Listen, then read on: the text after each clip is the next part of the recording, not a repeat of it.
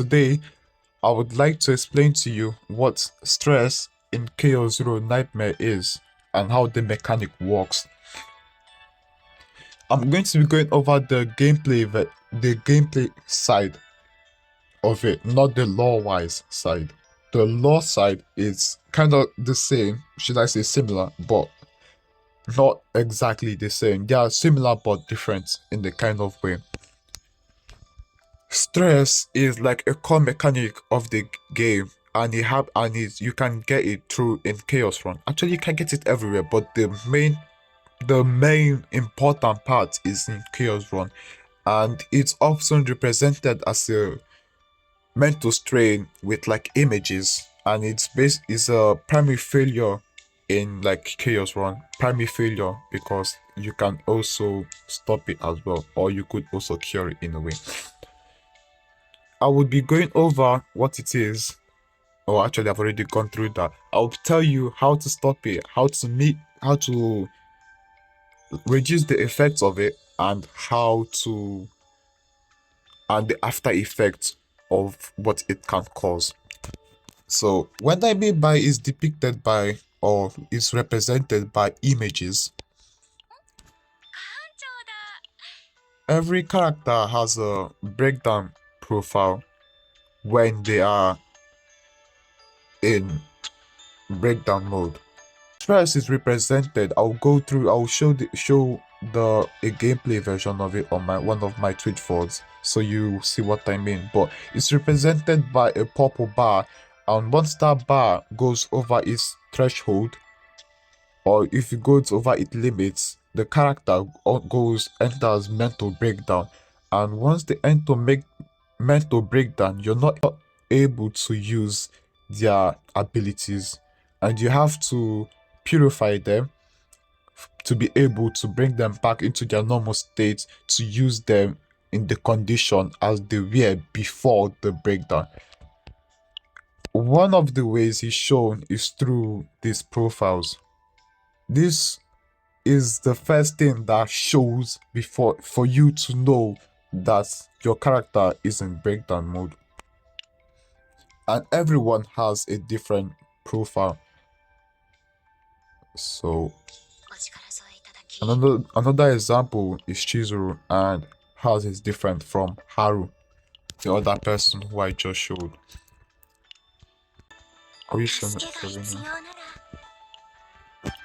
So hers is different. Just like I've shown, everyone has a different word for their breakdown. I think the words are connected to what happened to them in the story.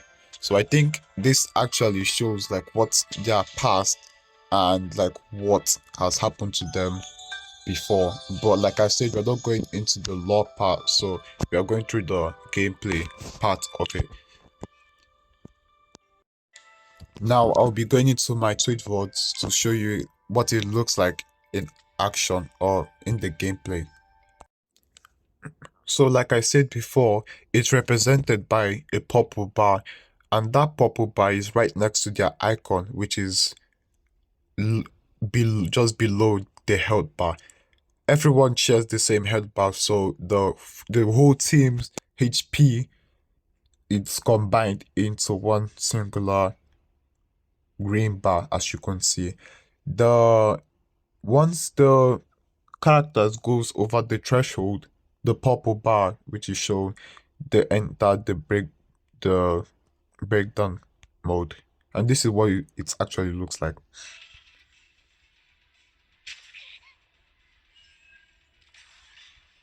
And like I just showed, you take damage, you gain stress, which was that tiny number just that went above her.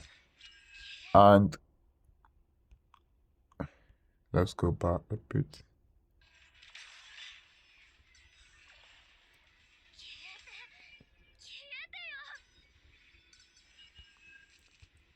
So that card that was just played, like I said before, you're not able to use the kids, or should I say the card they own, because you're in breakdown mode. And for you to come out from that breakdown mode, you need to play the cards that was shown to recover them back. It has a limit, so you can you can recover before 6, but 6 is the maximum amount of times you need to play before they actually recover.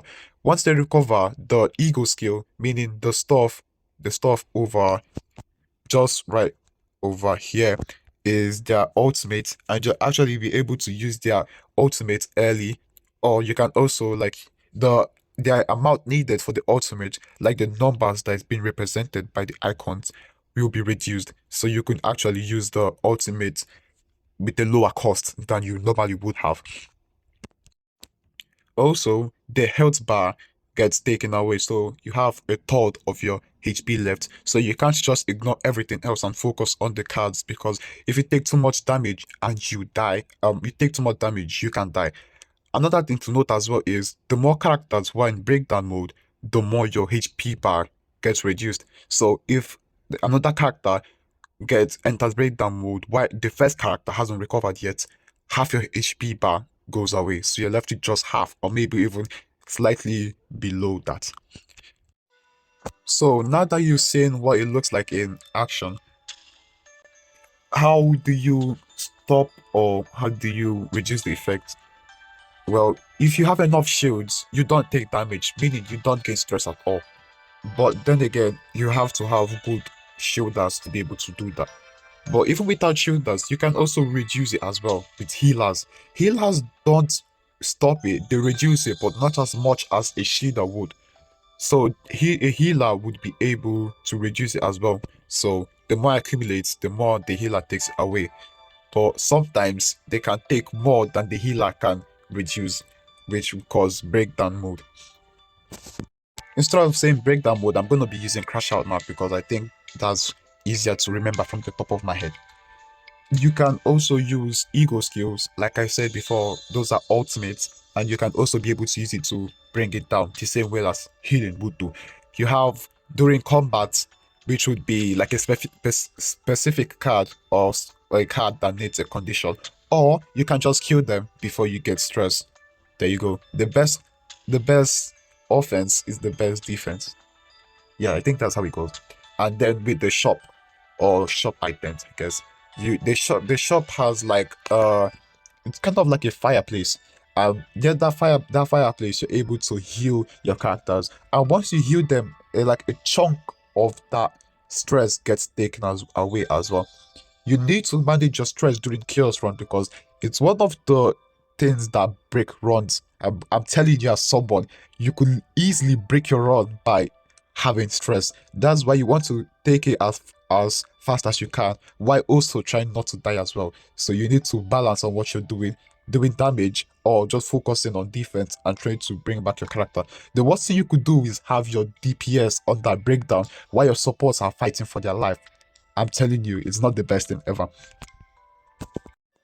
Also, I forgot to add, even without taking damage, you can still get stress, because if you don't have a shield on and you go on the next turn and you don't take damage, you would actually gain stress as well. So even without taking damage, you still get stress passively. Now, what are the after effects of stress? Stress is able to corrupt your save data, meaning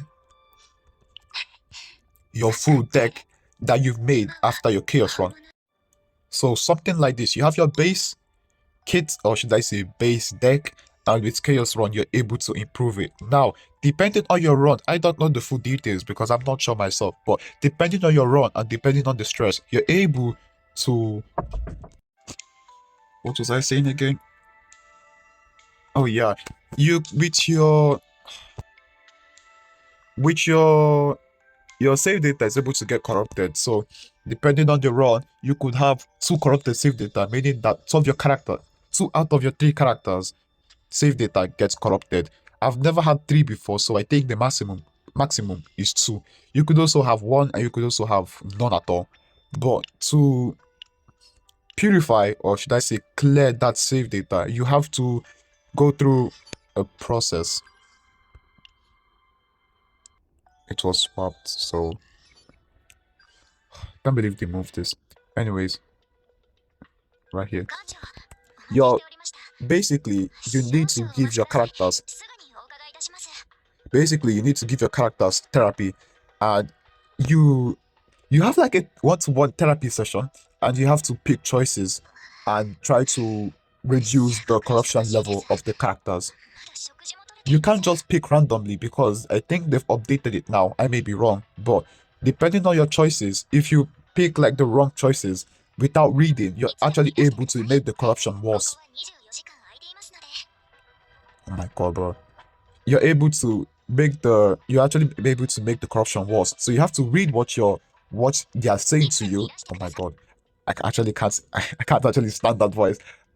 You're able to like pick a choice, reduce the corruption level, and bring your save data to a safer level so you'll be able to use it. If you try to use your save data without purifying it while it's corrupted, you'll not be able to actually use it at all. The game won't let you use the character at all. So even without unless you switch, I think you have to switch. You can switch save data. I'm not sure, but you can't. The character is unusable, and you have to purify them.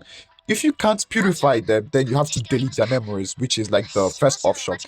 Canceling, which is the therapy session, has four. You can do it 4 times, the number is shown over here. After 4 times, you can't do a therapy session again, and you have to wait for the server to reset to get those 4 back to be able to do the therapy session and save your save data. If you're not happy with the save data, you could just delete it as well. You mustn't just wait for it to be corrupted.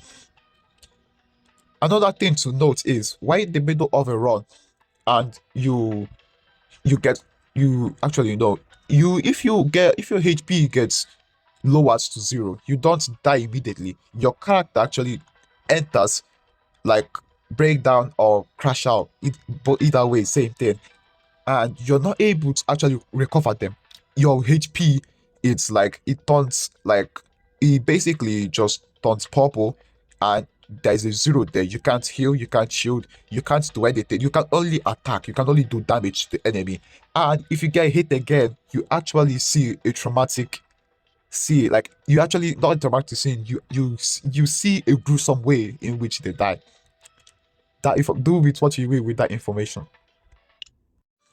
So, with all I've said, stress is the core mechanic of chaos runs. Is basically in what the game revolves around in the kind of way.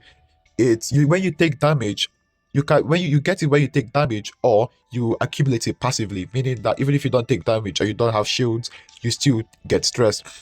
You to reduce it, you heal it, or you do specific conditions like using in-game like using like specific cards or by going to the shop. The after effects are corrupting your save data, which you would need to cure, or should I say purify, and then I think that's all. It has some benefits to it, like I said, making you use your ultimate in a low cost, and I think I think that's just the only positive thing about it.